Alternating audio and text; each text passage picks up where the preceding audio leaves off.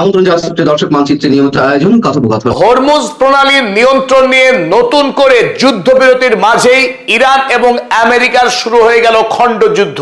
গতকাল আমেরিকার দুটি জাহাজ, একটি যুদ্ধ জাহাজ এবং একটি বাণিজ্যিক জাহাজ যখন অন্যায়ভাবে হরমুজ প্রণালীতে প্রবেশ করার চেষ্টা করেছিল, তার জবাব দিয়েছে ইরান। কিন্তু সেই ঘটনার প্রেক্ষিতে গত রাতে ডোনাল্ড ট্রাম্পের পক্ষে নতুন করে আমেরিকা থেকে ইরানের বিরুদ্ধে শুরু করা হলো যুদ্ধ। আর এই প্রেক্ষিতে আমেরিকা যুক্তরাষ্ট্র গতকাল অর্থাৎ 4 মে রাত্রে ইরানের হরমুজ প্রণালীতে আক্রমণ চালায় 7টা স্পিড বোটের উপরে, এবং এই আক্রমণ চালানোর সময় একটা গণপরিবহনকারী জাহাজের উপরে আক্রমণ চালায় আমেরিকা যুক্তরাষ্ট্র। আর এই আক্রমণে ইরানের 5 জন সাধারণ নাগরিক খুন হলেন গতকাল। আর নতুন করে হরমুজ প্রণালীর দখল নিয়ে আমেরিকা, ইরান এবং আরব আমিরাতের মধ্যে শুরু হয়ে গেল যুদ্ধের উত্তেজনা। চলুন আমরা একটি হেডলাইন দেখে নিই। আমেরিকার বিখ্যাত দৈনিক সিবিএস, আমেরিকার সিবিএস লিখছে US syncs 7 small Iranian boats. America ইরানের 7টি স্পিড বোটকে গত রাতে ডুবিয়ে দিয়েছে Hormuz প্রণালীতে। As Iran launches attacks on UAE and ships in Strait of Hormuz. Iran যেহেতু আরব আমিরাতের উপরে ড্রোন এবং মিসাইল হামলা চালিয়েছে, মিসাইল হামলা চালানো হয়েছিল আমেরিকার যুদ্ধ জাহাজ এবং বাণিজ্যিক জাহাজকে লক্ষ্য করে। তার জবাব হিসেবে আমেরিকার পক্ষে নতুন করে শুরু করা হলো ইরানের উপরে আক্রমণ। আর ডোনাল্ড ট্রাম্প যেহেতু 60 দিন অতিক্রান্ত হয়েছে আমেরিকার পক্ষে ইরানের বিরুদ্ধে যুদ্ধ, তাই এই যুদ্ধের নাম আর এপিক ফিউরি তিনি বলতে পারছেন না আইনি কারণে। এই মুহূর্তে ডোনাল্ড ট্রাম্প নতুন নাম দিয়েছেন ইরানের বিরুদ্ধে যুদ্ধে, আর সেই যুদ্ধের নাম দিয়েছেন প্রজেক্ট ফ্রিডম। তিনি বিশ্ববাসীর কাছে আরো একবার বিশ্বের সর্বশ্রেষ্ঠ নেতা, মানব জাতির ত্রাতা হিসেবে নিজেকে জাহির করতে প্রস্তুত হয়েছেন এই যুদ্ধবাজ রক্তপিপাসু নেতা ডোনাল্ড ট্রাম্প। তিনি আরো একবার পশ্চিমী দুনিয়ার মানুষের কাছে নিজেকে মসিহা রূপে তুলে ধরার চেষ্টা করছেন। ভিডিওর এই পর্যায়ে একটি দরকারি বিষয় শেয়ার করি। আপনারা যারা ছোট বা বড় ব্যবসা করছেন তারা জানেন সেলস, ইনভেন্টরি আর অ্যাকাউন্টিং আলাদাভাবে সামলানো কতটা ঝামেলার। সবকিছু ম্যানুয়ালি করলে যেমন সময় নষ্ট হয়, তেমনি ভুল হওয়ার সম্ভাবনাও বেড়ে যায়। এই সমস্যার সমাধান হতে পারে উডু। এটি মূলত একটি all in one business management software. সহজ কথায় আপনার ব্যবসার ওয়েবসাইট তৈরি, কাস্টমার হ্যান্ডেল করা, স্টক ম্যানেজমেন্ট এবং ইনভয়েসিং সবকিছুই আপনি একটি প্ল্যাটফর্ম থেকেই করতে পারবেন। এজন্য উডুতে রয়েছে 45টারও বেশি বিজনেস অ্যাপ্লিকেশন। এর ইন্টারফেস ভীষণ ইউজার ফ্রেন্ডলি, তাই টেকনিক্যাল জ্ঞান কম থাকলেও আপনি সহজেই ব্যবহার করতে পারবেন এই অ্যাপ্লিকেশন। উডুর সবচাইতে বড় সুবিধা হলো এর সমস্ত অ্যাপ একসাথে কাজ করে। যেমন আপনার একটি প্রোডাক্ট বিক্রি হলে আপনার ইনভেন্টরি এবং অ্যাকাউন্টিং অটোমেটিক আপডেটেড হয়ে যায়। আর আপনার ব্যবসা যত বড় হবে, আপনার প্রয়োজন মতো নতুন নতুন ফিচারও আপনি যোগ করতে পারবেন। আপনি যদি আপনার ব্যবসার কাজগুলো গুছিয়ে নিতে চান, তাহলে প্রতি মাসে মাত্র 580 টাকার বিনিময়ে আপনি উডুর অ্যাপ্লিকেশন স্যুট ব্যবহার করতে পারেন। লিংক ডেসক্রিপশনে দেওয়া রয়েছে, বিস্তারিত দেখে নিতে পারেন। এবার মূল আলোচনায় ফিরে আসা যাক।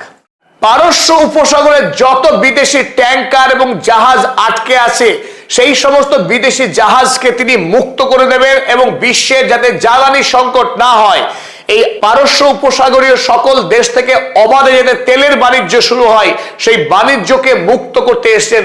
আর এই লক্ষ্য নিয়েই তিনি এখন হরমুজ প্রণালী খোলার এক মহৎ অভিযান চালাচ্ছেন বলে দাবি করেছেন ডোনাল্ড ট্রাম্প। তবে তার আগে আপনাদের জন্য দেখায় ইরান গতকাল সারা পৃথিবীর মানুষের জন্য হরমুজ প্রণালীর কতটা এলাকা এই মুহূর্তে ইরানের দখলে আছে তার একটি মানচিত্র প্রকাশ করেছে। চলুন আমরা সেই মানচিত্র দেখে নিই। এই মানচিত্র দেখলে আমাদের বুঝতে সহজ হবে ঠিক কোথায় কালকে ঘটনাটা ঘটেছিল আক্রমণের। এই যে আপনারা দাগ দেখতে পাচ্ছেন এখানে, এই পারস্য উপসাগর যে চোকিং পয়েন্ট, তাকে এইখানে একটি দাগ দিয়েছে রেখা অঙ্কন। আর বিপরীত দিকে ওমান উপসাগর দিকে আরো একটি রেখাঙ্কিত করেছে ইরানের প্রশাসন। তারা জানিয়েছে এই মধ্যবর্তী অঞ্চল হরমুজ প্রণালীর এই অঞ্চল গোটাটা এখন ইরানের নিয়ন্ত্রণে। তাই এই অঞ্চলে কোনো জাহাজ যদি প্রবেশ করে, তার আগে ইরানের কর্তৃপক্ষের অনুমতি নিতে হবে। ইরানের কর্তৃপক্ষের অনুমতি ভিন্ন। যদি কোনো জাহাজ জোর করে যদি এদিক থেকে প্রবেশ করে, অর্থাৎ পারস্য উপসাগর থেকে এই হরমুজ প্রণালী প্রবেশ করে যদি আরব উপসাগর যাওয়ার চেষ্টা করে, সেই ক্ষেত্রে সেই জাহাজকে ওখানেই ধ্বংস করে দেওয়া হবে। অপরদিকে এদিকে ওমান সাগর, ওমান সাগর থেকেও যদি কোনো জাহাজ ইরানের আইআরজিসির অনুমতি না নিয়ে যদি প্রবেশ করে তাকেও আক্রমণ করা হবে। আর ঠিক এই ঘটনাটাই ঘটেছে কাল। আমেরিকা যুক্তরাষ্ট্রের যে নৌবাহিনী যারা এই এলাকা জুড়ে ইরানের বিরুদ্ধে একটি অবরোধ চালাচ্ছে, সেই অবরোধকারী যে মার্কিন নৌবাহিনী তাদের একটি যুদ্ধ জাহাজ এবং আমেরিকার একটি বাণিজ্যিক জাহাজ, দুটো জাহাজ তাদের সিগন্যালকে বন্ধ রেখে চুপিসারে তারা ঢোকার চেষ্টা করেছিল এই হরমুজ প্রণালীতে। এবং লক্ষ্য ছিল ইরানের যে হরমুজ প্রণালীর উপর যে নিয়ন্ত্রণ, সেই নিয়ন্ত্রণে বুহুকে ভেঙে দেবে এবং সারা পৃথিবীটা নিজেকে হিরো হিসেবে জাহির করবে।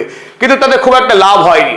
যখন এই আমেরিকার কমার্শিয়াল জাহাজ ঠিক এইরকম জায়গায় প্রবেশ করবার পর পারস্য উপসাগরে থাকা বাণিজ্যিক জাহাজকে সিগন্যাল দেওয়ার জন্য তার সিগন্যাল ওপেন করে, আর সেই মুহূর্তেই ইরানের ভেতর থেকে সরাসরি মিসাইল হামলা করা হয়।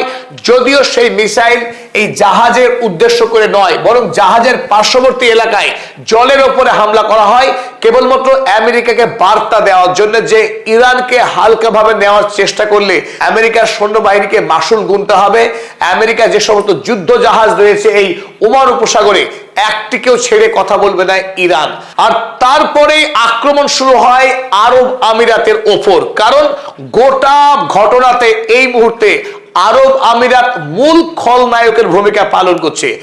ইসরায়েলের সঙ্গে আরব আমিরাত একাধিক সামরিক চুক্তির মধ্য দিয়ে জায়নবাদী যে রাষ্ট্র, সেই জায়নবাদী রাষ্ট্রের সঙ্গে আরব আমিরাত একাকার হয়ে গেছে। ওদিকে আমেরিকা যুক্তরাষ্ট্র, আমেরিকা ইসরায়েলের মধ্যে যে বন্ধুত্ব, তাদের যে সম্পর্ক, সেই একইভাবে এই মুহূর্তে আরব আমিরাত ইসরায়েলের সঙ্গে যুক্ত হয়েছে। তাই ইরানের বিরুদ্ধে যে কোনো ষড়যন্ত্র, যে কোনো আক্রমণের জন্য দায়ী থাকবে আরব আমিরাত, এই ঘোষণা করেছে ইরান।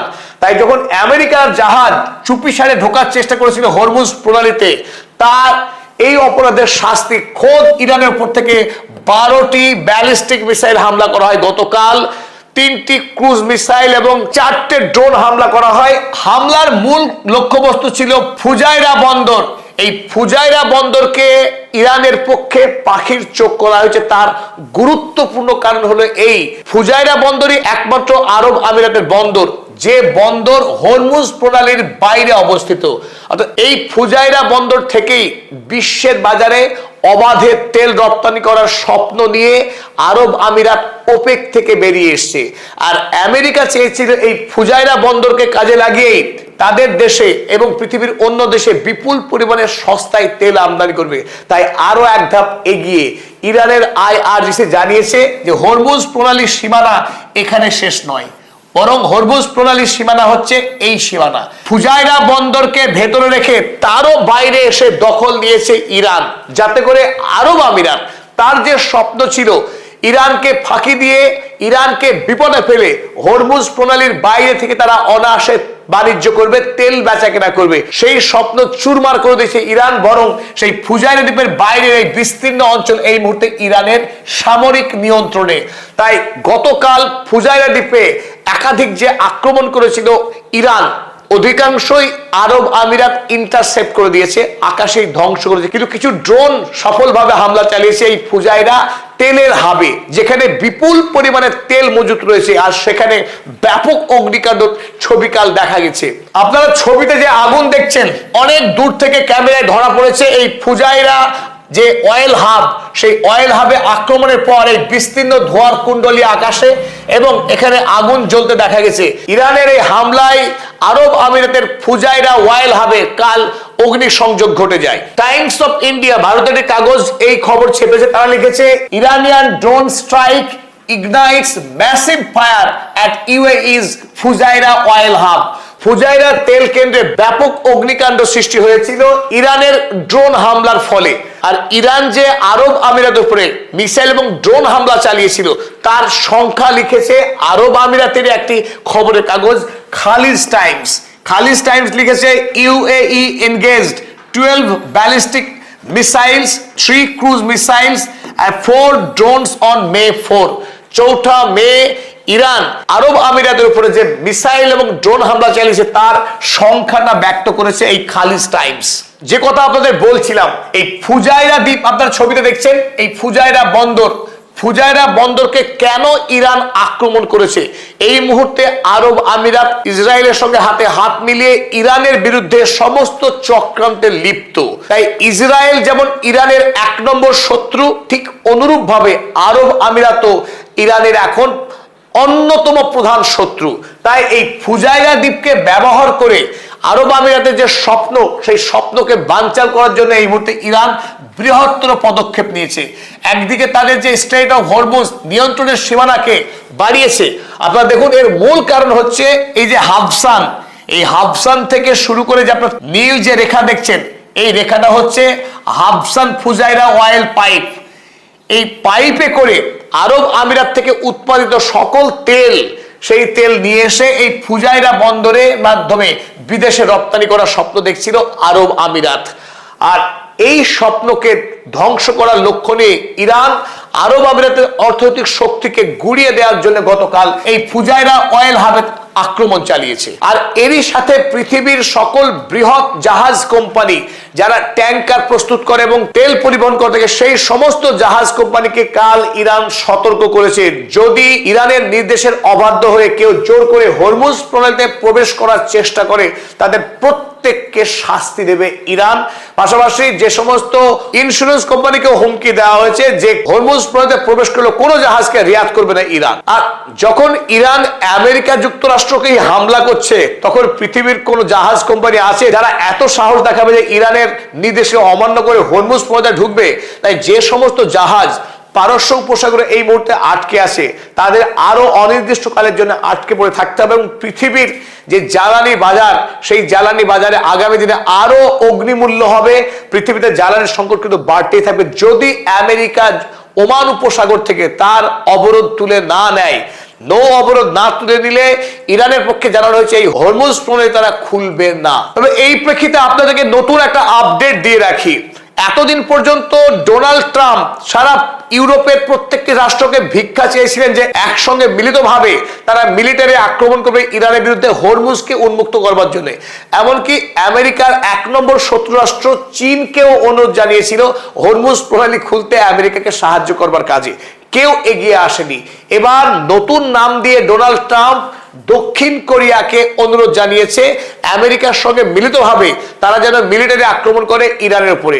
আজ 5ই মে ভারতীয় সময় 12টার সময় মিটিংয়ে বসেছে সাউথ কোরিয়ার রাষ্ট্রপতি। তারা এখন বৈঠক করছেন মার্কিন প্রেসিডেন্টের ডাকে সত্যি সত্যি শেষ পর্যন্ত সাউথ কোরিয়ার নৌবাহিনীকে পাঠাবে কিনা ইরানের বিরুদ্ধে যুদ্ধ করতে। তবে একটি কথা কিন্তু স্মরণ রাখতে হবে, সাউথ কোরিয়ার পাশেই পারমাণবিক অস্ত্র শক্তিধর সাউথ কোরিয়ার চিরন্তন শত্রু নর্থ কোরিয়া ইরানের বন্ধু রাষ্ট্র অপেক্ষা করছে। তাই সাউথ কোরিয়া যদি সিদ্ধান্ত নেয় ইরানের বিরুদ্ধে যুদ্ধ করবার, তবে সাউথ কোরিয়ার কপালে ভালো কিছু অপেক্ষা করছে না। তবে আমেরিকা ইসরায়েল আরব আমিরাতের সাথে মিলিত হয়ে অল্প সময়ের মধ্যে ইরানে স্থল অভিযান করতে পারে বলে স্পষ্ট খবর জানিয়েছেন ইরানিয়ান প্রফেসর সৈয়দ মোহাম্মদ মারান্ডি। তিনি জানিয়েছেন এই মুহূর্তে Here they are expecting a major attack on Iran. ইরানের উপর যে বড়সড় সামরিক আক্রমণ হতে পারে তার অপেক্ষায় আছে Iran. And the United States has gathered forces in the Emirates. আরব আমিরাতে বিপুল পরিমাণে সৈন্য জমায়েত করছে America. In Kuwait and Bahrain. And then there is Jordan. The Israeli regime is preparing. Israeli regime এই সমস্ত দেশের সেনাবাহিনী মোতায়েন করার মধ্য দিয়ে ইরানের উপরে গ্রাউন্ড ইনভেশন করার চূড়ান্ত প্রস্তুতি গ্রহণ করছে বলে জানিয়েছেন। তাই যে কোনো মুহূর্তে আরো বড় মাপের যুদ্ধ শুরু হতে পারে, আর সেই যুদ্ধ ইতিমধ্যেই শুরু হয়ে গেছে গতকাল। আসসালামু আলাইকুম রহমতুল্লাহি ওয়া বারাকাতুহু। সম্মানিত দর্শক, যে বিষয়টি নিয়ে আলোচনা করছি এটি হয়তো অনেকের কাছে খুব আশ্চর্য লাগতে পারে যে 17 বছর পর বিএনপি ক্ষমতায় এসছে।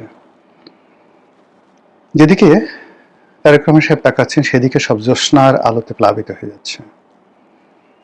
যেদিকে বিএনপির নাম উচ্চারিত হচ্ছে সেদিকে শুধুমাত্র গোলাপের বাগান ফুটে যাচ্ছে, চারিদিকে সুবাস মৌ মৌ করছে। তো সেখানে বিএনপি কেন ইতিহাসের সবচেয়ে খারাপ সময় পার করছে, এই কথাগুলো নিয়ে আলোচনা করব। আজকের এই দিনে আমি যে বিএনপিকে নিয়ে কথা বলেছি বা বলছি, ঠিক একই কথা 2014 সনে যখন আওয়ামী লীগ একটা বিনা ভোটে নির্বাচন করলো। সেই নির্বাচনের পর যে ঠিক সরকার গঠন করার 1 সপ্তাহের মাথায় ঠিক এরকম কথা আরো নিষ্ঠুরভাবে বলেছিলাম, এবং সেটা টেলিভিশনে, কোনো পডকাস্টে নয়, তৃতীয় মাত্রাতে বলেছিলাম যে এমন একদিন আসবে 2014 সনের নির্বাচনের ঠিক 1 সপ্তাহ পরে এমন একটা সময় আসবে যখন আওয়ামী লীগের অফিসের তালা খোলার মতো কোনো লোক থাকবে না। নাম্বার 1, আওয়ামী লীগের পতন খুব অনিবার্য। যদি আওয়ামী লীগ খুব দ্রুত এই পতনটা 1 বছরের মধ্যে হয়, আওয়ামী লীগের ক্ষয়ক্ষতি কম হবে। যত বেশি হবে, ক্ষতির পরিমাণ বাড়তে থাকবে। কেমন ক্ষতি হবে? সেটি হলো যে একটি বস্তু আপনি যদি দোতলা থেকে ফেলেন, ওটার জন্য যত ক্ষতি হবে, যদি 100 তলা বিল্ডিং থেকে উপরে থেকে ফেলেন, সেটা তছনছ হয়ে যাবে। যদি আওয়ামী লীগ খুব দ্রুত একটা নির্বাচন দিয়ে দেয়, তাহলে তারা পরাজিত হবে, কিন্তু ক্ষয়ক্ষতি কম হবে। কিন্তু 10 বছর পরে যদি তাদের পতন হয়, জাস্ট এই ল্যাঙ্গুয়েজ, তাহলে তাদের অস্তিত্ব নিয়ে টানাটানি লেগে যাবে। দেখেন, সেই ঘটনাগুলো ঘটে গেছে আফটার 10 ইয়ার্স। 2 নম্বর একটা জিনিস বলেছিলাম যে আমাদের দেশে যে স্বৈরাচারী শাসন, শুধু আমাদের দেশে নয়, পাকিস্তানে এরা 8 থেকে 10 বছরের বেশি কখনো টেকে না, যে কোনো মন্দ জিনিস। আমাদের দেশে সেই পাকিস্তান জামানা থেকে, আইয়ুব খানের জামানা থেকে কেউ 10 বছর অতিক্রম করতে পারেনি। তো সেই দিক থেকে যেটি হচ্ছে যে আওয়ামী লীগ 10 বছরের বেশি হাইয়েস্ট টিকতে পারবে, নট মোর দ্যান দ্যাট, এই কথাগুলো বলেছিলাম। আর সেই বোধ থেকে আজকে বিএনপিকে আমি এই কথাগুলো বলতে চাচ্ছি। বিএনপি ক্ষমতায় এসছে, কিন্তু আওয়ামী লীগ অতীতে 2009 সনে যেভাবে ক্ষমতায় এসছে তার চাইতেও অনেকটা, অর্থাৎ 2008 সনে যেভাবে ক্ষমতায় আসছে তার সেটা আরো বেশি কমপ্লেক্স। শুধু এতটুক বললাম, যেটা জটিল কুটিল একটা পরিবেশ পরিস্থিতিতে তারা ক্ষমতায় আসছে। এগুলো 1। 2 নম্বরে হলো যে এখন বিএনপির যে অবস্থা, সেই অবস্থাতে বিএনপির জন্য একটা ব্রিদিং টাইম দরকার ছিল। 2 বছর তারা একটা ব্রিদিং টাইম পেয়েছিল ডক্টর মোহাম্মদ ইউনূসের জামানাতে। এই সময়টাতে বিএনপি তার সাংগঠনিক ক্ষমতা বৃদ্ধি করতে পারত, তাদের যে দলের যারা ডেডিকেটেড লোকজন আছে তাদেরকে তারা পুনর্বাসিত করতে পারতো, তাদের হাতে নেতৃত্ব দিতে পারতো, এমনকি সম্মেলন করে দলটাকে সুসংগঠিত করতে পারতো। একটা ব্রিদিং টাইম কোনো রকম তাদের জন্য ওই সময়টাতে দুর্নাম বদনাম হতো না, কিন্তু সেটা তারা করেনি। আর এর মধ্যে টানাপোড়েন চলল 2 বছর, 18 মাস, 1.5 বছর। আর এরপরে বিএনপি ক্ষমতায় আসলো। এখন হাজার হাজার হাইব্রিড, হাজার হাজার মুরগি কাউয়া, যেটা আওয়ামী লীগ জামানাতে আমরা বলতাম বিভিন্ন লোককে, তারা এসে ক্ষমতার পাদপীঠে এইভাবে ঢুকে পড়েছে। বিএনপির যারা খোদ একেবারে ডেডিকেশন রয়েছে, জীবন যৌবন বিএনপির জন্য শেষ করে দিয়েছে, তারা পাগল হয়ে ভাবছে যে এটা হলো কি করে, এটা কি করে হলো। 2 নম্বর হলো যে যেহেতু তারেক রহমান সাহেব 17 বছর দেশের বাইরে ছিলেন, তিনি বাংলাদেশের বাস্তব অবস্থা বুঝতে পারেননি, পারবেনও না। বুঝে ওঠার আগেই রাষ্ট্রীয় প্রোটোকল, রাষ্ট্রীয় পদ পদবি, এসএসএফ, সিএসএফ, তার নিজের যে প্রোটোকল এবং এক রাশ হাইব্রিড দ্বারা তিনি এমনভাবে ঘেরাও হয়ে পড়েছেন। ইতিহাসে রুকনউদ্দিন মুবারক শাহ নামক একজন বিখ্যাত দাসবংশের সম্রাট ছিলেন, গিয়াসউদ্দিন বলবনের নাতি। এই ভদ্রলোক সিংহাসনে, রুকনউদ্দিন মুবারক শাহ, আমি আবার বলছি, এই ভদ্রলোক সিংহাসনে বসার পরে ঠিক যেই অবস্থা হয়েছিল, তারেক রহমান সাহেব ঠিক সেই অবস্থার মধ্যে পড়েছেন। খুশবন্ত সিং এর দিল্লি বইতে মানে এই ফখরুদ্দিন মানে রুকনউদ্দিন মুবারক শাহ, তার কাহিনী চমৎকারভাবে বর্ণনা করা হয়েছে। ইতিহাস ইটসেলফ বারবার ঘুরে ফিরে একইভাবে আসে। উনি এখন অনেক সুন্দর কথা বলছেন, ঘোরাফেরা করছেন, যা কিছু দেখছেন এগুলো সব হাওয়া। এ হাওয়া এরশাদের ছিল, এ হাওয়া খন্দকার মোশতাকের ছিল। খন্দকার মোশতাক ক্ষমতায় বসছে, আওয়ামী লীগের বড় বড় নেতারা গিয়ে পা ধরে সালাম করে উপর হয়ে বসে পড়েছে তার মন্ত্রিসভায় স্থান পাওয়ার জন্য। হাতে কোনো 2-1 রিফিউজ করেছে। খন্দকার মোশতাকের কথা বললাম। এই একই হাওয়া শহীদ প্রেসিডেন্ট জিয়াউর রহমানের ছিল, একই হাওয়া এরশাদের ছিল, একই হাওয়া বেগম জিয়ার ছিল। হাওয়া ক্ষমতা যেদিকে যায়, হাওয়া সেদিকে প্রবাহিত হতে থাকে। এই হাওয়ায় যারা বিভ্রান্ত হয় তারা সবাই ক্ষতিগ্রস্ত হন। তা সে যিনি হাওয়ার মালিক, যিনি হাওয়া দেন তিনি, অথবা যারা এই হাওয়ায় যারা গা দুলাতে থাকেন তারা সকলেই কিন্তু ক্ষতিগ্রস্ত হন। তো সেই দিক থেকে এখন বিএনপি যে স্পর্শকাতর অবস্থায় রয়েছে, তার মানে একটা নির্দিষ্ট জায়গাতে, আপনার ধরেন একটা দেহ আইসিইউতে ছিল দীর্ঘদিন, হঠাৎ করে সে আইসিইউ থেকে তাকে ছেড়ে দেওয়া হলো, বলা হলো তুমি 80 কিলোমিটার বেগে দৌড়াও। আইসিইউতে 17 বছর থাকার পর একটা মানুষকে যদি দৌড়াতে বলা হয়, তার অবস্থা যা হয় বিএনপির অবস্থা একই অবস্থা। কিংবা ধরুন একটা মানুষ দীর্ঘদিন ধরে বিছানায় শুয়ে আছে, উঠতে বসতে পারে না, ঠিক সেরকম একজন মানুষের মাথায় আপনি 1 মণ ওজন দিয়ে দিলেন, 2 মণ ওজনের একটা বস্তা দিয়ে দিলেন, দৌড়াও, বিএনপির অবস্থা একই অবস্থা হয়েছে। ফলে আনন্দ খুব ক্ষণস্থায়ী আনন্দ। একটা শিশুর হাতে একটা বেলুন দিলে শিশুর যেভাবে লাভ হয়, এখন রাষ্ট্র ক্ষমতা বিএনপির জন্য ওইরকম একটা বেলুনের মতো হয়ে গেছে, ফাঁপা বেলুন। না আছে অর্থ, না আছে প্রশাসন, না আছে কোনো কিছু, নাথিং। চারিদিকে শুধু চক্রান্ত, হাহাকার, সব কিছু। ঠিক এরকম অবস্থায় যদি একটা দেশকে নেতৃত্ব দিতে হয়, তাহলে ঠিক নেপোলিয়ন বোনাপার্টের মতো একজন মহামানব দরকার। তারেক রহমান সাহেব নেপোলিয়ন বোনাপার্ট হতে পারবেন, বা তার কি সেই বিশ্বাস আছে? তিনি কি নেপোলিয়ন বোনাপার্ট সম্পর্কে স্টাডি করেছেন? হাউ হি ওয়াজ মানে গ্রেটার অর গ্রেটেস্ট? কিংবা এই অবস্থাতে সিভিল ওয়ার মোকাবেলা করার ক্ষমতা ছিল জুলিয়াস সিজারের, তার কি সেটা আছে? এরকম একটা অবস্থাতে কিন্তু পড়েছিল। কিংবা ঠিক এরকম একটা অবস্থাতে দুজন লোক পড়েছিলেন, পারস্যে সাইরাস দ্য গ্রেট, আর তারপরে সাইরাসের মৃত্যুর পরে তার ছেলে যে সম্রাট হয়েছিলেন, এটা পাগলা। তারপরে দারায়ুস ক্ষমতা এসেছিলেন। ঠিক এইরকম একটা অবস্থাতে তৈরি হয়েছিল এবং তারা সবাই গ্রেটেস্ট ছিলেন। একই অবস্থা ভারতবর্ষে, একই অবস্থা ভারতবর্ষে হয়েছিল বহুবার দিল্লি সিংহাসনে। তো সেই বহুবার সেই অবস্থার মধ্যে কার নাম বলবো,